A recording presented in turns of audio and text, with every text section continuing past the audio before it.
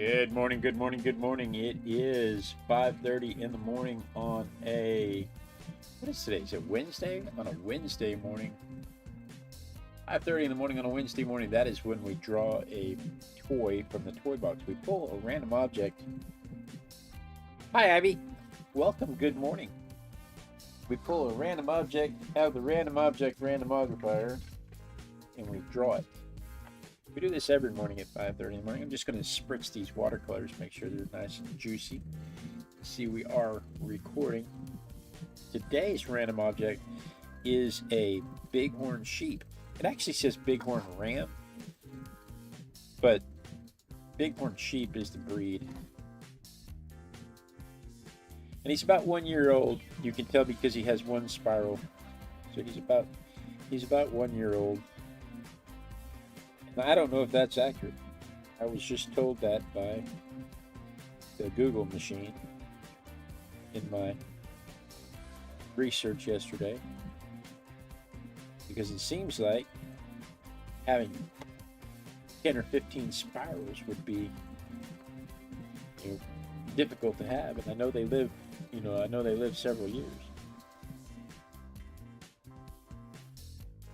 So I'm not real sure if it was spirals or if it was... Anyway, he's about 1 year old according to the Google machine. Let's turn the book sideways, because we've got this head we want to put on here.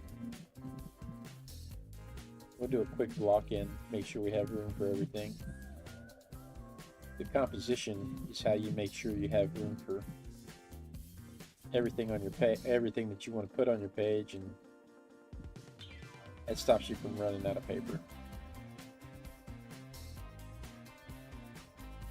And once you get everything blocked in, you can come back in and kind of start adding details, put some anchor details in, so that everything's where it can go. Is that music loud? It seems loud to me.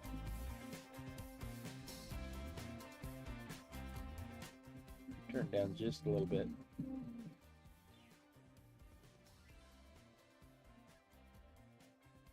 So the bighorn sheep, yeah, I thought so. So the bighorn sheep separated from the other sheep in Siberia about 700,000 years ago. They came across into the Americas, across the Bering Strait. They came across into the Americas and never went back. And I thought that was pretty weird, because almost all the other animals other animals for that whole time that the Bering Strait was open shared genetic diversity across the strait, as long as the strait was open. And the strait opened multiple times after they came. And these guys never went back. And it turns out it's because of how specialized they are. They specialized in the craggy rock faces and the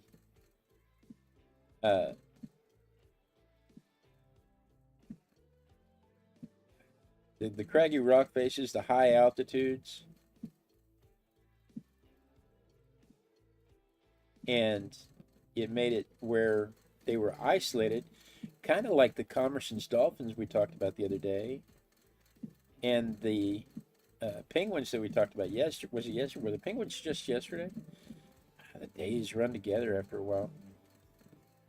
But kind of like the Commerson's dolphins and the penguins that we talked about, they were isolated, but these guys weren't isolated by open ocean. They were isolated by lowlands, because they didn't like coming down onto the land. They didn't like coming down onto the land where the predators were, and they didn't like coming down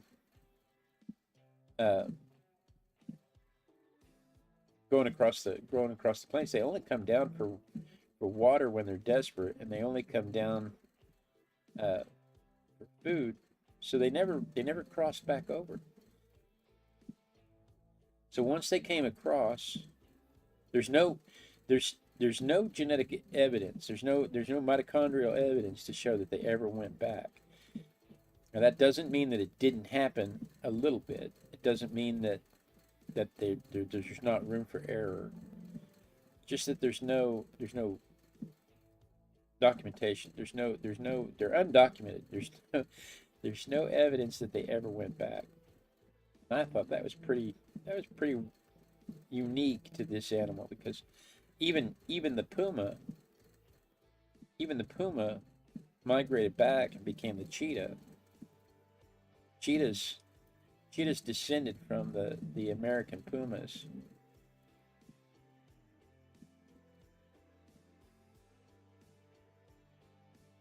But these guys had some major predators. They had the North American lion, which was the largest lion ever, that has died off. And it was the largest lion ever, and it has died off, not the largest lion that has died off. And the dire wolf. These things were huge Pleistocene animals that hunted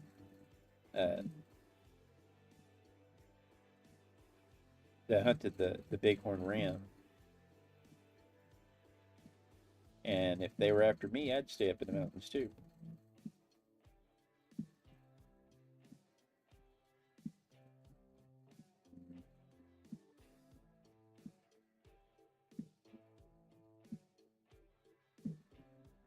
See, I think that body's just a little too thick. Said no man ever.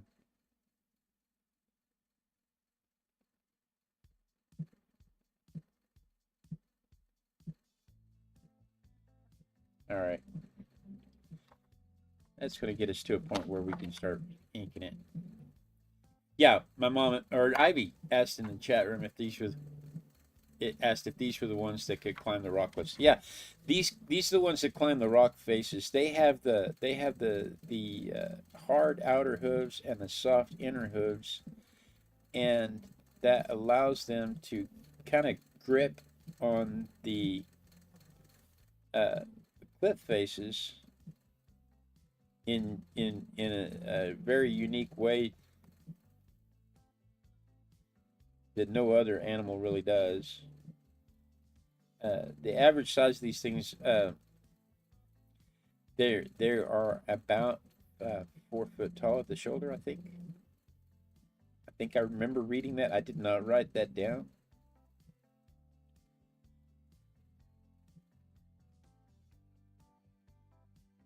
What I did write down is that when they fight with 800 pounds of pressure. When they hit each other, with about 800 pounds of pressure, and they'll do that up to 50 times. I wrote that down. That I thought that was quite shocking. But I didn't write down the size. I'm going to have to remember to write down the size.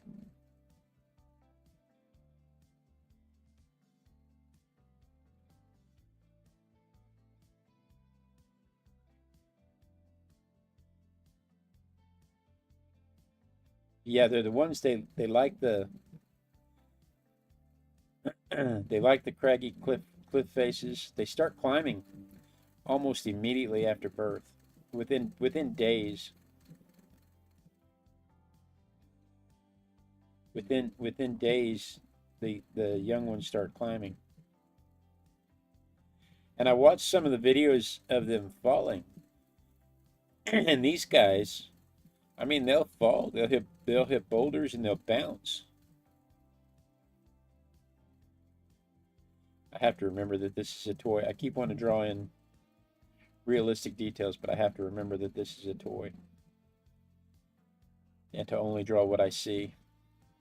But yeah, they'll hit the boulders on their way down. They'll bounce and then just get up and shake it off. They're not the only ones. I think we talked about cougars the other day, jaguars the other day. They do the same thing. They'll get their prey, they'll bounce on the way down, and then get up and shake it off.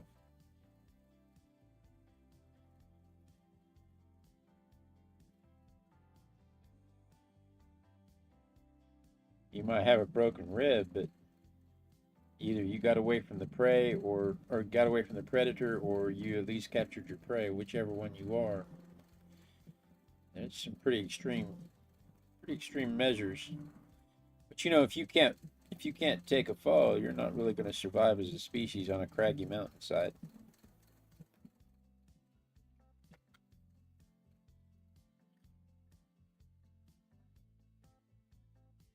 Yeah.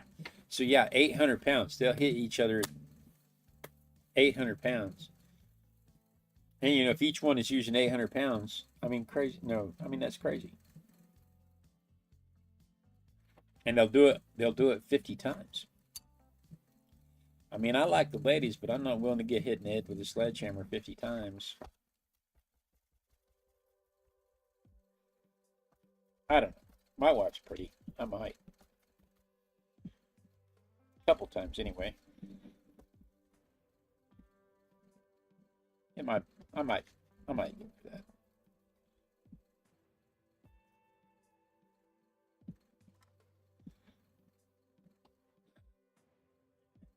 But they also the other fun fact that I found out about them. Subtle hint. Oh yeah, turn your notifications on. The other fun fact that I got from it. They hold grudges. Oh, she's in Oklahoma. I don't have to worry about. My mom says, "Good thing she's asleep." I'm like, she's in Oklahoma. I don't have to worry about her watching this and then coming back and saying, "Oh, so you're willing to get hit in the head with a sledgehammer? We can arrange that." But no, the other interesting thing that I got from this was they hold grudges. They'll they'll have long lasting arguments. They'll have long lasting arguments, and they'll come down out of hillsides. Retired rams that no longer mate that are no longer mating, that have no reason to fight whatsoever, will come across. Will see another ram that they've been rivaling with for years, and they will come down out of the hillside to fight that ram. I don't know. My mom says, "How do they remember it?" I'm like, "Yeah, you know, I've got friends that I've got acquaintances that I haven't spoken to for years for that same reason."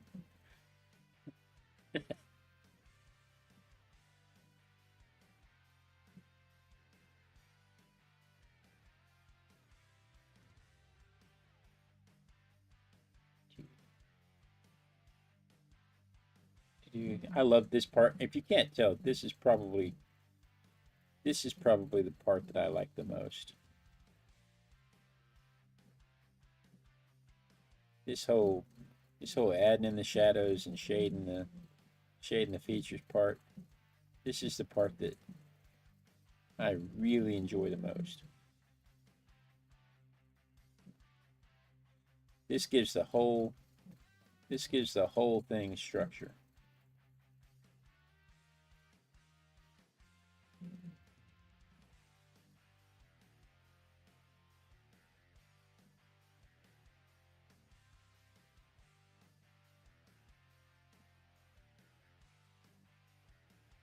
I've got to be careful because I will pick it up just a little too much and it'll come off as black, and I don't, like we talked about yesterday, I don't want it to come off as black.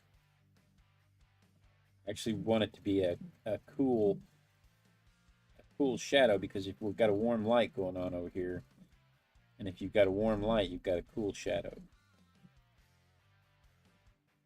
Warm light, cool shadow, cool light, warm shadow. That's a good rule to remember on how to make things look like they exist in the world you're putting them in.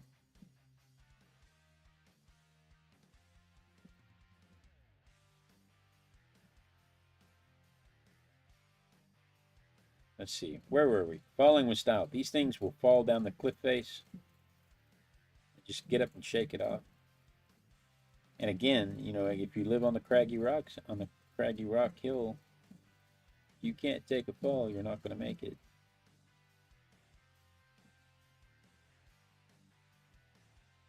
So Got to be able to take a hit.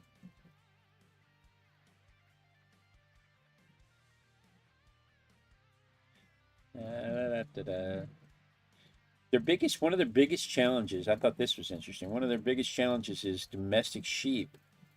Kind of like the Europeans brought influenza to the indigenous peoples wherever they went. The domestic sheep bring a type of pneumonia that will kill off the bighorn sheep, and so they have very special programs to. My mom's worried about something. I can't figure out what she's talking about. They have very special programs that separate that are specifically to keep bighorn sheep separate from domestic sheep.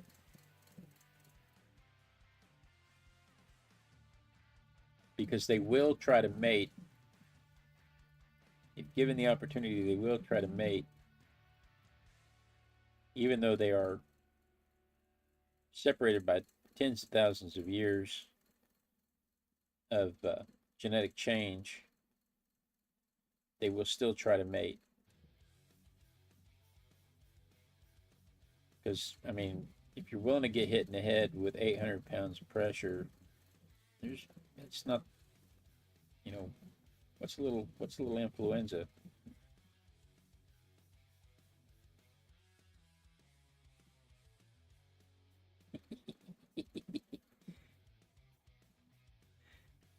Anyway.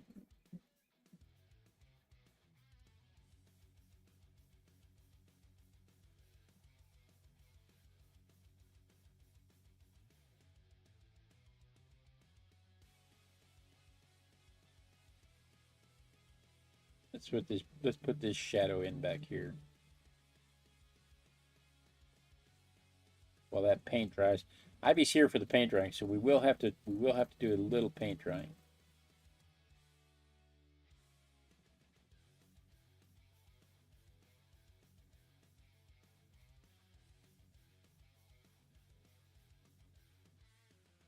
Again, Ivy didn't set her alarm and get up just to miss out on paint drying.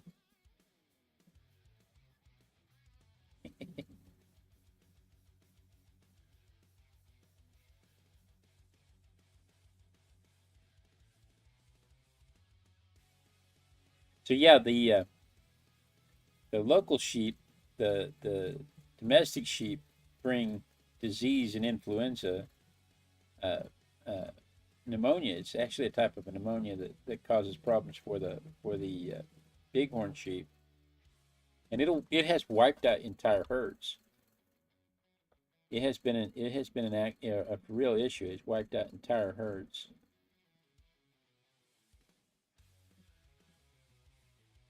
Oh my goodness, my mom is telling me what time it is, and we're at the time now where we need to be moving along. Got carried away. Got caught up in the details. All right, let's dry this real quick, and then let's add some brown. I'm gonna have to dry it twice.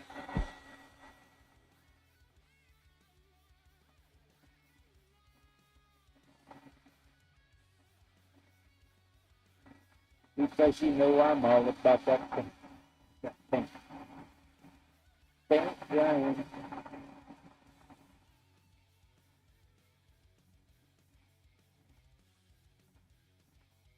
I didn't see that you were using both hands yesterday, Ivy. I was kind of busy. I meant to stop by, and I'm so sorry. I did not see. Were you using both hands yesterday?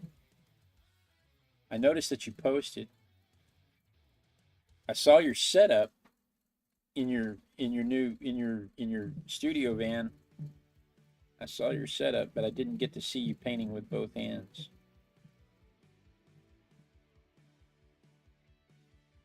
Ivy's in the chat. Ivy's had an injured hand for a while now. She was attacked by a cat.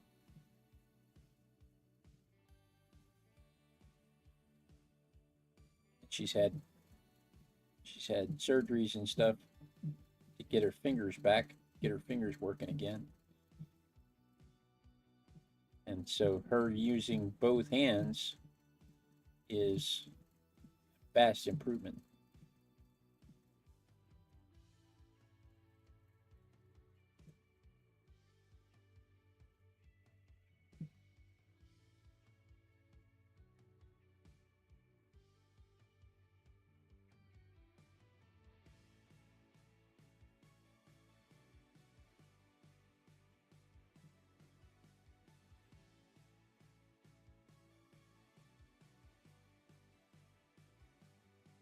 That is it grisaille? I think it's called grisaille when you paint the shadows first. When you paint the underpainting in black and white. And then you come back over the top with your colors. It really helps. For me, it really helps guide what you're doing. I think it's called grisaille. I learned the technique. I didn't really learn the nomenclature. And let's see. If I add just a little bit of blue, if I add just a little bit of blue to that yellow ochre, maybe a darker blue. If I add just a little bit of blue to that yellow ochre,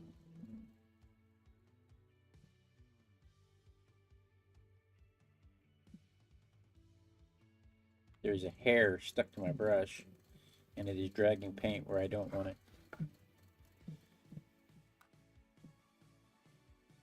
Then I'm going to come back with just a little bit of red.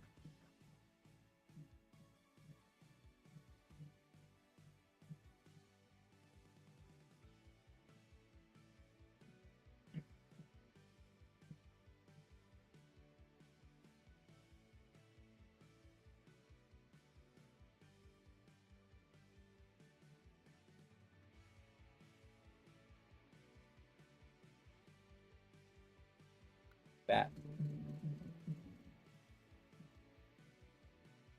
I'm going to use just a little bit of water on my brush, and I'm going to let those things blend right there. That way I get highlights.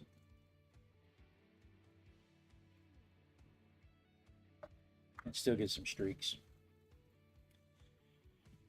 All right, let me dry that real quick. Sorry I got caught up in the art. Forgot to talk about the bighorn sheep for a minute.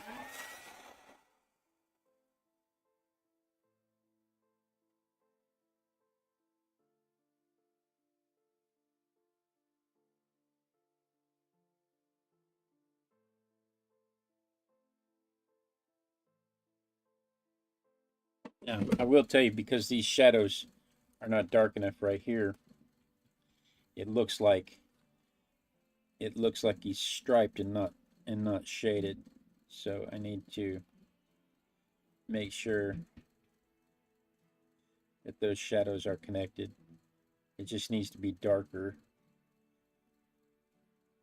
where that horn is shadowed on there, shaded onto there. I don't want it to look like he's striped.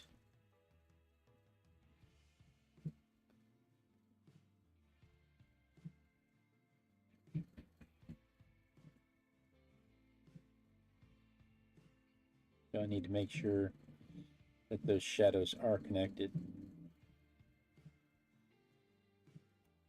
I also don't want to overwork it.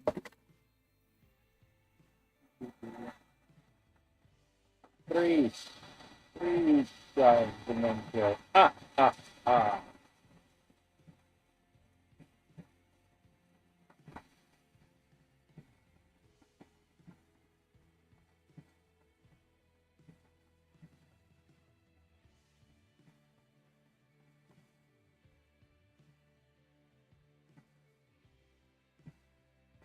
Ah, there we go. That's what a good. That's a good friend right there, Ivy, went on to the interwebs. Underpainting is a general term for the initial monochromatic layer of paint in a painting used to establish values. Grisaille is a specific type of underpainting executed solely in shades of gray. That is exactly the kind of help I need. That's fantastic.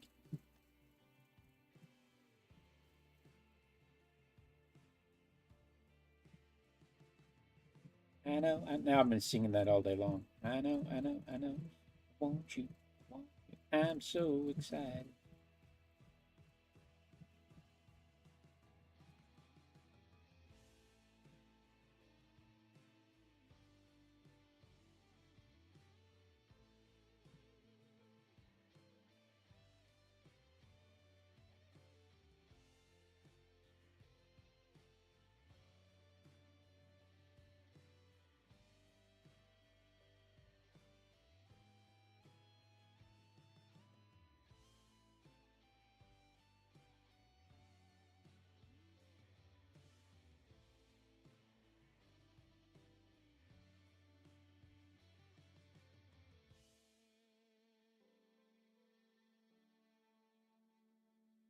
All right.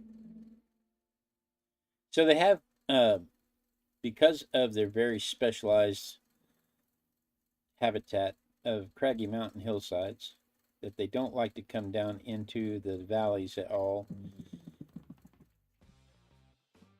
You would think that their populations would be fine, that we wouldn't be developing in their areas, and we're not really developing in their areas, except that they do have to come down occasionally for water. And because of that, they're having some struggles in California, because in the areas where they would come down for water, they're building homes. So very much over the hedge. You know, yesterday the water was here, today the water is gone, kind of thing. So they're having some struggles in California. And the entire species was struggling at the beginning of the 1900s.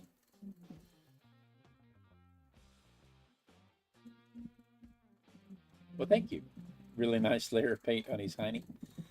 Uh, in the 1800s and 1900s, they were almost hunted to extinction, because they were, not only were they hunted, they were also being exposed to domestic sheep and being killed off, entire herds killed off by pneumonia and influenza.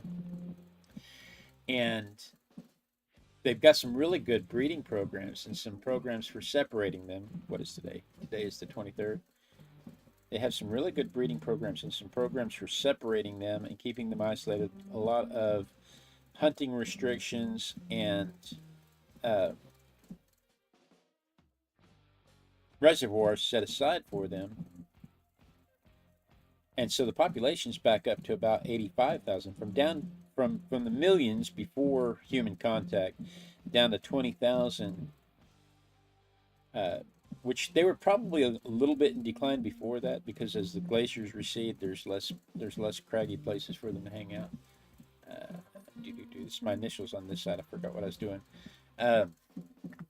But they went down into the almost 20,000 in the 1800s and 1900s, and then we started putting in places to conserve them, and now they're back up to 85,000. And the only places, the Sierra Nevada and California, those are the only places where they're still struggling, and they're still struggling there because of encroachment on their traditional traditional areas where they go down for water. So there is my version, my sketch from the you can see it compared to the photograph. Let's see what it looks like compared to my perspective. Let me get this microphone put away and stop this recording and eject this camera so that we can use this camera. We do not want a picture of the inside of my hand. We want to see it